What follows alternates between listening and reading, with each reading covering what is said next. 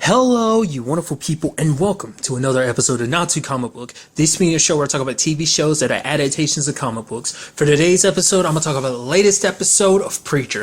A very, very good episode. In this episode, we kind of got like a little bit of backstory on Jesse and Tulip. Specifically, some time after everything went down with Carlos and Dallas. Really quickly before I get into that, there's some there's plenty of interesting things that kind of went up in this episode, but some things I want to point out first. One, I got Victor's character completely wrong. I thought it was like, oh, he was a douchebag and stuff like that, like he's a mobster and everything. I was like, oh, so like Tulip's not but property to him. It's like, no, he loved her and married her. Like, I mean, it's even a line he says in the episode. He's like, you know, the reason why Tulip married me is because I was a nice guy to her when you were an asshole. That's all there was to it. That's the main reason. Because Jesse's also got this mentality of like, oh, the reason why Tulip was with him because of this whole criminal life, which is obviously what came up in the episode too, which I'll get to that. Well, I mean, I'll go ahead and bring it up. It's like the fact of the matter is Tulip felt like as an O'Hare, she can't live that normal life, which is what they were living after everything that went down in Dallas, turning down jobs for Danny. At the very least, they thought so.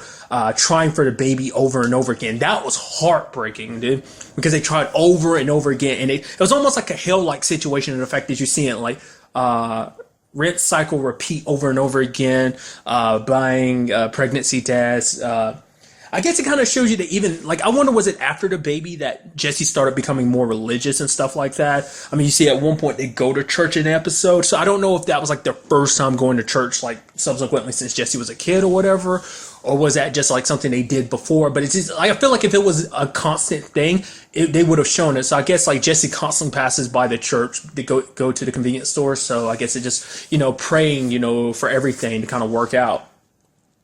But it's like they had this quote unquote, it's not a perfect life. They're both kind of falling apart on their own ends. Like you see Jesse drinking a lot, and it's just like the fact is they're not having success with the baby. It's just making him drink more, and it's just like, I mean, because this all takes place like 3 months after what went down in Dallas, and you have Tulip working as like a realtor, except she's not technically a realtor. She just puts up signs and takes them down and stuff like that. She's kind of an assistant to a realtor. It's a whole thing.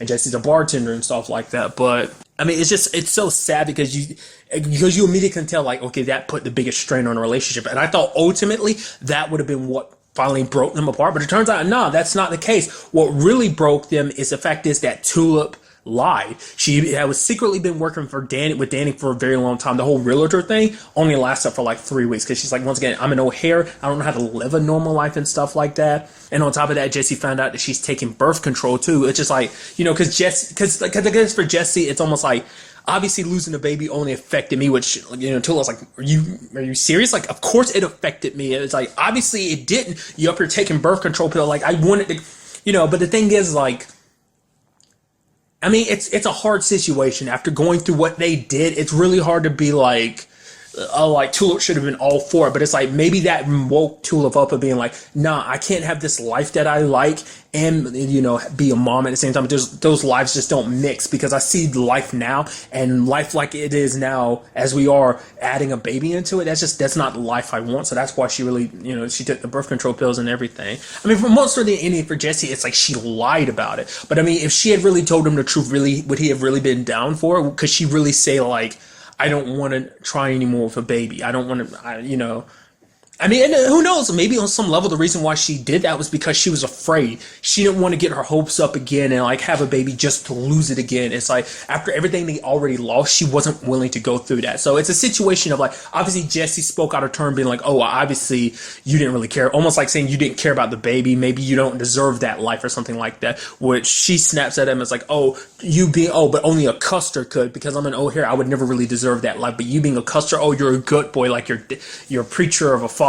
And the fact of the matter is like, oh, you think that basically you trying to be a good guy can help you get forgiveness for all the bad things you've done? It's like, no. Because I guess in Jesse's mind, it's like, for him, I think it's a situation that they never really thought too much about it. They were having fun in the moment, so it wasn't really getting caught up in like, oh, we're very bad people. We've done some very bad things. But I think the moment they lost the baby, I think it kind of put things in more perspective for Jesse. And that's why he decided to kind of go back, you know, home and become a preacher again, just because like he wanted to do he needed to do something. Like, I guess because he felt like the reason why they lost the baby was because they were terrible people. At least that's how I'm feeling like maybe that's how Jesse saw it.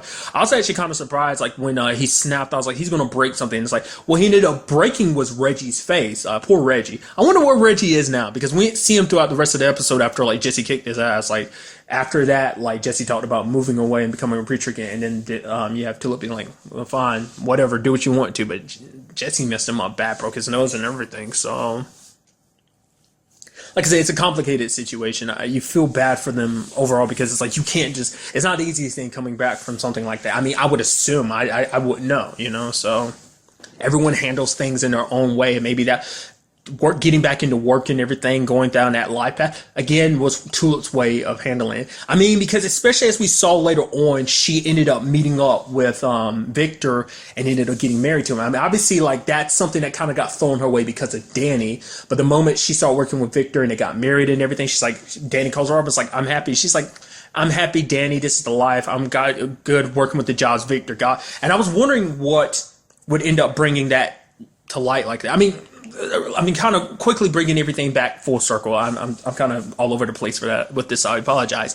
It's because I brought it up previously. I was curious about the whole timeline. Like, obviously, we see this whole Victor thing happen post Dallas, because we still don't know about that time frame between Tulip being taken and them meeting up again. But there's like that time frame of them being out of each other's life. Like, that's when this whole Victor thing did happen. So, I mean, I guess in retrospect, it's like it kind of makes sense that it would be after the whole Dallas thing.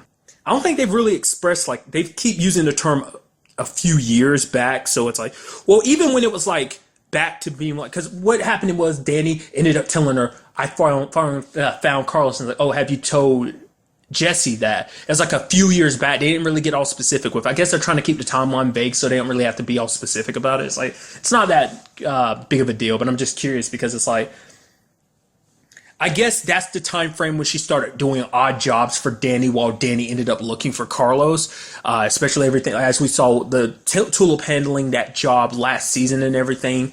It seems like it's connected to those world domination nut jobs that we've kind of recently learned about, because obviously that dude, I said her previously, but I guess it could also be seen as like hair.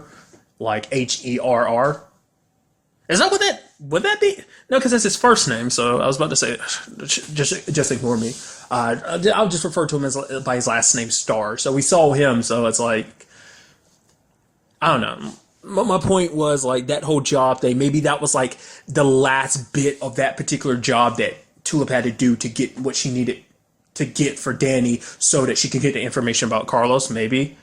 Like I said, because that was like it said a few years back, so there was like some years in between that and what, like, you know, her popping back into Jesse's life last season. So I mean, it's actually kind of sad because it's like they were actually happy. It seemed like they were actually legitimately happy, which is kind of, you could argue, it's like, well, why is she happy with that life, but like not happy with the one with Jesse? I mean, combination of like too much pain there, especially with the way they left things. It's just like, you know, he broke her heart, basically, you know, and especially she's able to kind of be more of herself. It's like, I'm not the kind of stay at home, get a regular job type of lady. I'm the type of lady goes in, guns blazing, kicks some ass type of lady, you know. Tulip's a badass like that. So she's like, I can't just have that normal life. So she got to have kind of a combination of the two with Victor, and I guess that's why it worked out so well. I mean, also kind of completely overlooked it. Like, we learned from Tulip at the beginning of the episode what this whole thing was about was also that Victor, she was coming there to ask Victor for a divorce. And on top of me, once again, I brought it up earlier, like, I was like, oh, I got Victor 100% wrong. It's like, once again, like, she even said herself, it's like, oh, Victor, he was like super pissed, but there's like less than 3% chance he would have actually done something. It's like, okay, because I mean, to be fair, they were just sitting there talking, but it's like everything last episode was go, ooh, oh my God, something's going to happen to Tulip. And now you're like, wow, like, he seems like a decent dude. I mean, not to his enemies, but the Tulip, he actually loves her and cares about it. It turns out it doesn't, because I was curious, I like, did she rob him or something and then bounce? It's like, that's what the thought was, but it's like, no, they were married and she just left and cut off contact with him. Maybe for all we know, she might have stole some money along the way, needed some seed money to kind of get back to work and everything like that, to kind of move around, but it's like, I don't know. So that was just kind of interesting to me. And also kind of fitting along those lines is also Jesse using Genesis on her. Like, obviously he's only used Genesis on her one time, kind of showing her what it was like at the end of season 1. But That was like the one. She didn't really say much about it when he was just using it to tell her to get out. But Jesse, as you can see, has not really used it on her or Cassidy subsequently since, because it's like he uses it on the other people, but not the people he cares about. So I get that definitely shows you a difference of like, I guess because he's more understanding of it now. Because something that was crossing my mind the entire episode too is like, oh man, he keeps blatantly using Genesis, like even before the ending came, I was like, man, that means it's going to end with this place being targeted by the cowboy, which it was. But I'll get to that soon enough. But I was like, right, and then I had to remind myself, it's all right. Fior told him that he was going to call off the hit, but he never did, and ended up having the cowboy kill him. Anyway, I totally forgot about that. So that's why Jesse's been so willy-nilly using Genesis when the time came. So. But the thing is, the reason why I pointed that out is because it is under like certain circumstances he used it. The first time he used it on Tulip was just to show her, and this time it was just kind of, he was angry and everything. And you've never really seen Jesse that angry, like smacking Victor the hell around and everything. Even when she was coming downstairs, she's like, Jesse, what the hell did you do? Everyone just stayed still, not doing anything. Even later on in the episode, Cassidy pushes one of them aside and they fall. I mean, just because whatever Jesse told him not to move, I would assume. So. We still have yet to actually see what are the limits of Genesis. Like, I mean, that was like nighttime when that happened, when Cassidy came in, and they were still obeying those orders. So it's like, does it ever wear off? I would assume it does at some point in time, but I guess, I don't know. I don't think it's been introduced, like the time frame of how long those typically work. Because there's a whole, like, him keeping Fior and DeBlanc away from him, like, oh, you guys stay away from me. And they had to be like, yeah, we can't come in because the whole is like, right, come in. So I don't remember what the time frame on that. I could have sworn that was like a couple days, but maybe it wasn't. I don't know. And speaking of Cassidy, that came up in the episode too. Like him and Tulip had the conversation. She punched him in the face because she was like, "This is your fault. All you had to do was not say anything." He's like, "Dude, I was worried about you. You talk about your mobster ex-husband. You're going to see him and everything, and then I lose contact with you because you don't respond to my texts and everything." It's like, to be fair, Tulip, you could have texted him back. I'm like, "I'm okay." So he was worried. That's why he told Jesse. But then she kind of says something where she was like, "No, I know what you're trying to do. You're trying to be a good guy and just."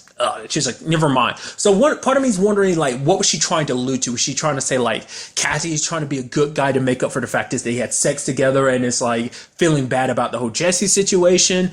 Or is it like, oh, you're just doing this, as a means of trying to be in my good graces and like trying to potentially worm your way back into my heart? Like that's your true motive. Is that what she was trying to allude to? I'm wondering. Because that was something that crossed my mind too. It's like, Jesse's like this about the guy that Tulip married. What if he did find out about Cassidy? He already had this whole situation with Cassidy last season. Cassidy kind of put himself in that situation, letting himself burn, and Jesse kind of waited a little while, but still, Jesse eventually did put him out.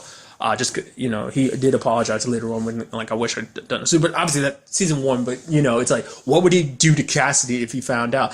I was kind of wondering. Once again, showing that Jesse does have restraint because he's not using Genesis. It's like, he's like, yeah, how can I trust you anymore, Cassidy, after it's all said and done? He's like, you're a lying, kind of drunk vampire who never takes anything seriously. And Cassidy's like, yeah, you're right. I basically mess shit up. I ruin everything. That's kind of my thing. But the reason why I'm here is because I'm not here to stop you. I'm here to be like, no matter where this goes, whether you let him live, whether you kill him, I got your back, Padre. Like, you're my mate and everything.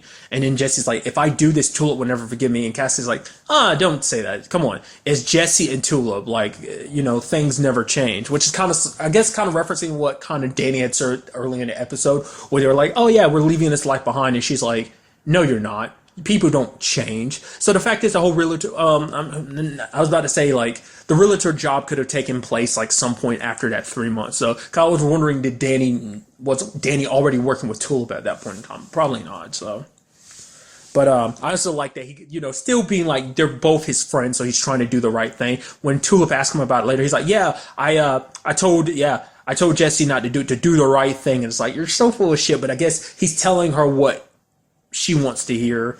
But maybe on some level he was hoping that, once again, just trying to play both sides of it, because he's not trying to get anyone mad. He's trying to do the right thing. He's like, I'm the screw up in the group, but I'm trying to make things right. This is kind of all my fault anyway. So, But the point I was making earlier is like, if Jesse wanted to, he could easily use Genesis on Cassidy to be like, "Yo, what other lies are you keeping from me?" But he didn't. So that shows you like, I feel like this Jesse is a little different from the Jesse last season, who was kind of just willing nilly. Like, I think after everything that went down last season, like unless certain circumstances call for using Genesis, he's fine with it and everything. But I think he has kind of crossed the line of not using it on the people that mean something to him, so.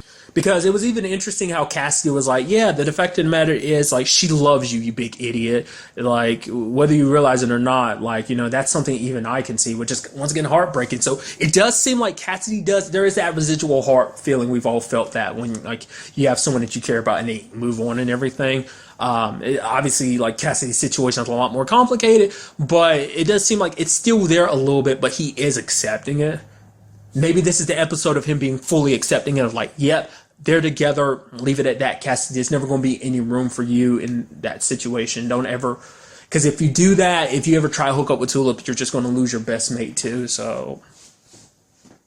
But he even said to himself, he's like, if I ever found a guy that ever laid hands on my girl, I don't know if I'd be able to restrain myself. I'd, basically saying he'd kill her. So, I mean, I guess on some level, maybe he was kind of almost voicing himself out to be like, yeah, like, I mean, if I were in your position, like, I'd probably kill, me too, just for what I've done. But I don't know. It was just kind of interesting that he would say that. I'm sure he said that out of guilt too, but also because it's true, but also out of guilt. Also, he alluded to a little bit of his past, being like, yeah, I used to be rich. And it's like, he never really went into much more detail beyond that, so. Like I said, overall, a very good episode. I did appreciate kind of getting that backstory like that, kind of understanding where we got, how the whole Victor and Tulip thing also happened. It sucked that Victor ended up dying in the end. I thought what was going to happen is that Victor would be there with his little girl, and then the cowboy wouldn't shoot him because it's like, oh, I'm a dad and everything. But he shot Victor. Didn't even really give him a chance to really answer about the whole preacher thing. But then he goes in. I was like, okay, he's not going to shoot the girl. It's like, no, he points a gun at her. I was like, what the hell? I thought the whole situation about your family would make you a little more remorseful. But then again, I guess, like, after you've lived through your own hell like that for however long he's been in hell, I'm sure it's a very, very long time. Because that was like in the... Did they specify what time? I don't remember. I even rewatched season 1 before season 2 came out, and I don't remember. It's like the 1700s or the 1800s. So he was reliving that. I mean, granted, we don't know at what point in time he went to hell, so that's a whole thing too. But at the very least, like, I guess it kind of numbed him, because it's like, well, this is all about getting my family back. So, also, side note, like, I think I brought that up too. It's like, how are you going to get your family back since the person you made a contract with is dead? Maybe that's Fior kind of giving you the middle finger without you realizing. I feel like he wouldn't have went through with it if he thought so. It's like, it's a contract, so once again, I think I brought this up, but maybe I didn't. But either way, like, the thought is now, like, if I didn't bring it up then, I'm thinking now, like, oh, what if, maybe because it's like a contract, like, even if he's gone, once the job's done, he gets his family back. Maybe, like I said, Fior could easily have been lying. As we see, he lied to Jesse about, like, taking the job off. But he's like, oh, Genesis is too powerful. I can't let, because Jesse's going to continue using it and everything. It's like, you might need Genesis with everything that's going down right now, with God being missing and everything. Possibly a group that's seeking world domination, who's connected to this whole debacle there, who's keeping an eye on Jesse, so... But the girl is like, Allie's like, yeah, you looking for the preacher? I know where he is. So she's going to take him right to Jesse. So things are definitely going to get hectic next episode, considering the fact that you can't, how do you stop something that's pretty much unstoppable, Maybe we'll find out more about him, because like I said, we do know that Jesse does know him, because it's like, oh, he's the saint of killers. It's like, really? I thought he was a myth. So Jesse is familiar with him, so... Maybe Jesse will kind of explain more about him going forward or something like that. Maybe little details that we haven't quite, heard about him yet. So, like I said, very good episode. I'm very interested to see what goes on in next week's episode. But really, that's all I want to talk about in this episode. Until the next time we meet, be happy, be safe, live life to the fullest, and enjoy it. Good day and goodbye.